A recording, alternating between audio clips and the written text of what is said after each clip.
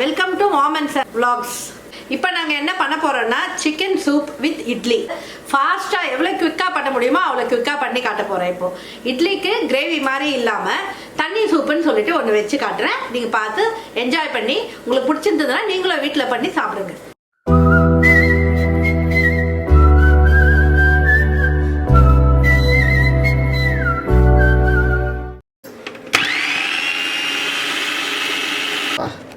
Kawasaki Z900 சத்தம்லாம் கேட்குது. நீஞ்சல் என்ன பண்ணுற நீ என்ன பண்ணுறீங்க?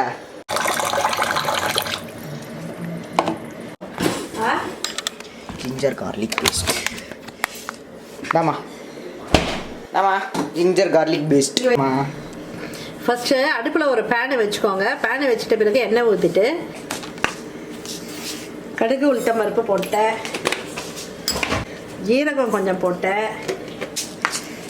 வெந்தயம் கொஞ்சம், பெருங்காயம் போட்டு தாளிக்கிறேன். ஃபஸ்ட்டு நல்லா தாளிச்சுக்கோங்க. ஃபஸ்ட்டு தாளிச்சுக்கோங்க. இந்த கடுகு இதெல்லாம் வந்து இந்த தாளிப்பு பொரிஞ்சு வந்த பிறகு வந்து வெங்காயம், தக்காளி, ஜிஞ்சர் கார்லிக் பேஸ்ட் போட்டு இது வதக்கணும். வதக்கிட்டு அதுக்கப்புறம் தான் மற்ற எல்லாமே பண்ணணும். சரி, இது வந்து தாளிக்கிறதுக்கு கொஞ்சம் நேரம் வெயிட் பண்ணுங்க. இப்போ என்னன்னா, இப்போ எதுக்கு வந்து வெந்தயம் அந்த வெந்தயமாக சேர்த்துருக்கேன்னா, ஏன்னா சிக்கன் சூடுனால நம்ம கொஞ்சம் அதுக்கு ஏற்ற மாதிரி வெந்தயம் சேர்த்துட்டா அந்த சூடெல்லாம் எடுத்துடும். நம்ம உடம்புக்கு அவ்வளோ ஹீட் ஆகாது. இப்போ வந்து கடுகு வந்து பொரிஞ்சிடுச்சு. ஜிஞ்சர் கார்லிக் பேஸ்ட்டு போடலாம், போட்டு வதக்கிக்கலாம். ரொம்ப ஈஸியான ரெசிபி இது. இப்போ வந்து ஜிஞ்சர் கார்லிக் பேஸ்ட் போட்டிருக்கோம், வதக்குறோம். நெக்ஸ்ட் வந்து இப்போ வெங்காயம், தக்காளி போட்டுக்கிறோம். நாளைக்கு இதுக்கும் சேர்த்து எடுத்து வச்சுட்டேன்.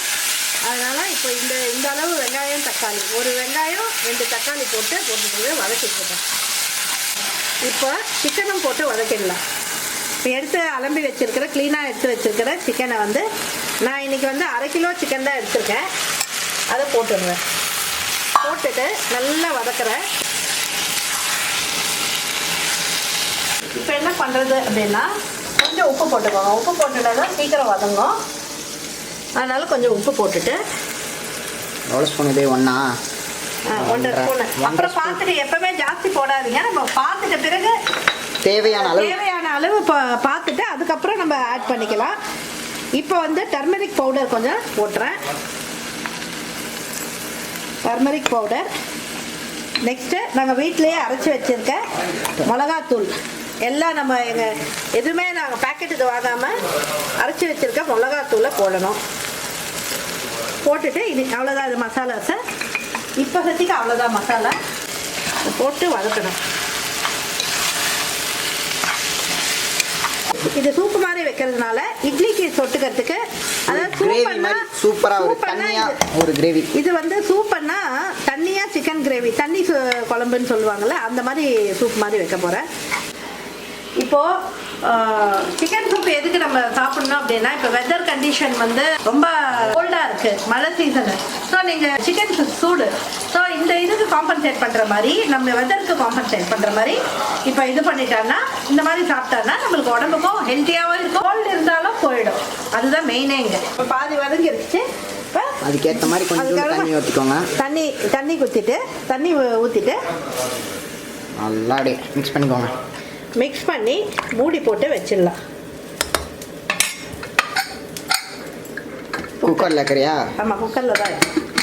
ஓகே. இப்போ 2-3 விசில் வரும்போது அதுக்கப்புறம் ஆஃப் பண்ணிடலாம். ரைஸ் இப்போது அதெல்லாம் எல்லாம் ரெடி ஆகிடுச்சு, ஸ்டீம்லாம் இறங்கிடுச்சு. இப்போ நம்ம என்ன பண்ணிருக்கோம்னா, இட்லிக்கு மாவு ப்ரிப்பேர் பண்ணுறோம். அண்ட் மாவெல்லாம் கலக்கிட்டக்கப்புறம் இட்லி வச்சுட்டு இட்லி சூப், அதாவது கிரேவி வச்சுட்டு சூப்பராக சாப்பிட்லாம். அண்ட் கொஞ்சோண்டு ஹாட் வாட்டர்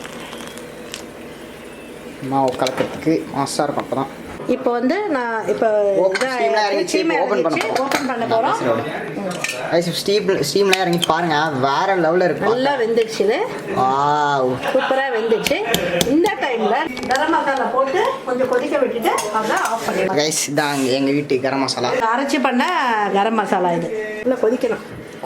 1 2 சூப்புக்கு தேவையான அளவுக்கு 2.5 போட்டேன். 2ன்னு சொல்லிட்டு 2.5 போடுற பற்றியா ரைஸ். இந்த ரெசிபி வந்து நான் தான் எங்கள் அம்மாவுக்கு சொல்லி தந்தேன். இப்போ பாருங்கள், சூப்பராக பண்ணுறாங்க. தான் சொன்னாங்க கைஸ், எங்கள் அம்மாவுக்கு தான் இந்த ரெசிபி தெரியும். இவ்வளோ தண்ணி ஊற்றிட்டு கொதிக்க விட்றாங்க. கரம் மசாலா போட்டு கொஞ்சோண்டு கொதிக்க விட்டு வெளில எடுத்து ஒரு வாட்டி கொதிச்சு இது பண்ணணும், அவ்வளோதான். இந்த வீடியோ அவ்வளோதான். நாங்கள் இட்லி ப்ரிப்பேர் பண்ணிட்டு அப்படியே சாப்பிட்ருவோம். அண்ட் நீங்கள் வந்து மறக்காமல் சப்ஸ்கிரைப் பண்ணிட்டு லைக் பண்ணிட்டு போங்க கைஸ். பை, டாடா சொல்லுங்கள். பை.